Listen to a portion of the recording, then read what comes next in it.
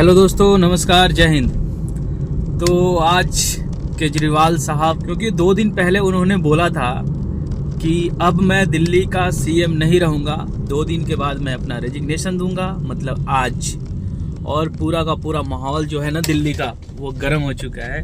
और गर्म इसलिए हो गया है क्योंकि अब लोग पूछ रहे हैं कि केजरीवाल जी के बाद दिल्ली का नेक्स्ट सीएम कौन होंगे, और वो सीएम क्या ईमानदार होंगे। जिस तरह से केजरीवाल साहब बोलते हैं कि मैं कट्टर ईमानदार हूँ, मैं ईमानदार इतना हूँ कि मेरे ऊपर कोई भी चार्जेस नहीं होने चाहिए थे, लेकिन अभी अभी मैं आया हूँ जेल से बेल लेकर, और मुझ पर किसी भी चीज़ को यूज करने का अधिकार छीन लिया गया है। जैसे ना कोई सिग्नेचर कर सकते हैं, ना कोई नए दस्तावेज पर अपना साइन कर सकते, नया काम नहीं कर सकते, ना ऑफिस जा सकते, ना कुछ कर सकते हैं। मतलब एक खोखला बनाकर रख दिया गया है सिर्फ नाम का। इसी वजह से मैं अपना रेजिग्नेशन दे रहा हूं, और जनता दिल्ली की तय करेगी कि हम ईमानदार हैं या नहीं हैं, ये वाली चीज़ें। तो आप बताइए कि ईमानदारी का सबूत इनको बार बार क्यों देना पड़ रहा है, ईमानदारी के बारे में क्यों बार बार बोलना पड़ रहा है कि मैं ईमानदार हूँ। बहुत सारे प्रश्न ऐसे हैं जिनको वो खुद ही देने की कोशिश कर रहे हैं, बट लोग भी बोल रहे हैं कि भाई तुम पहले पॉलिटिशियंस थोड़े हो कि सही बोल रहे हो या फिर झूठ बोल रहे हो। सब लोग यही करते हैं, तुम भी उसी कैटेगरी के हो, नेता हो भाई। जब नेता बन जाते हो तो झूठ सच तो दोनों एक ही सिक्के का पहलू है।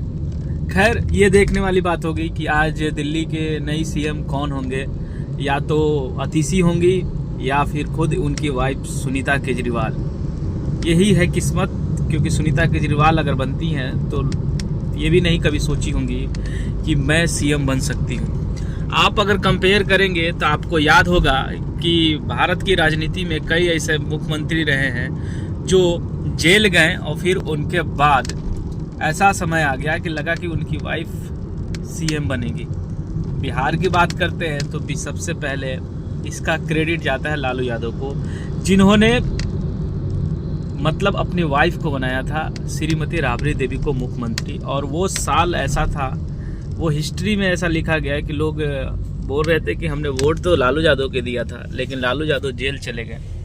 और जब जेल गए लालू यादव, तो फिर उनके पास एक ही ऑप्शन था कि अपने ही परिवार के लोगों को हम सीएम बनाएं, ताकि हमारी राजनीतिक पॉलिटिक्स जो चीज़ें हैं वो खत्म ना हो, वो बरकरार रहे, वर्चस्व बरकरार रहे। और इसीलिए उन्होंने राबड़ी देवी को मुख्यमंत्री बनाया। बहुत सारे प्रश्न चिन्ह लालू यादव पर लगते हैं, कई बार वो जेल गए। और फिर उसके बाद अभी कुछ दिन देखे होंगे कि झारखंड के मुख्यमंत्री शिबू सोरेन के लड़का जो हैं हेमंता, जेल में गए, तो उनके भी क्यास लगाया जा रहा था कि उनकी वाइफ बनेगी मुख्यमंत्री, लेकिन वो फिर से आ गए और फिर चंपई साहब बने। तो अब ये देखने वाली होगी कि बात क्या, दिल्ली के मुख्यमंत्री रिजाइन देंगे केजरीवाल साहब तो उनकी वाइफ ही बनेगी, अतिशी बनेगी। बहुत सारे न्यूज़ मीडिया ये सब सारी चीज़ें फैलाए रहे हैं। तो मिलते हैं फिर नए वीडियो में, देखते हैं आज का क्या सीन है, क्या सारी चीज़ें हैं। तो यही चल रहा है, और पूरा का पूरा हंगामा है, पूरा का पूरा मामला जो है गंभीर है। दिल्ली के लोग ये पूछ रहे हैं, दिल्ली वालों, कि हमने केजरीवाल साहब को चुना तो था, लेकिन केजरीवाल साहब ने धोखा कहीं दे दिया बीच रास्ते में ही, क्योंकि उन्होंने आज रिजाइन का जिस तरह का माहौल बना दिया है। और दूसरी चीज़ ये भी है कि पॉलिटिक्स में कभी भी परमानेंट कोई चीज़ नहीं होती है।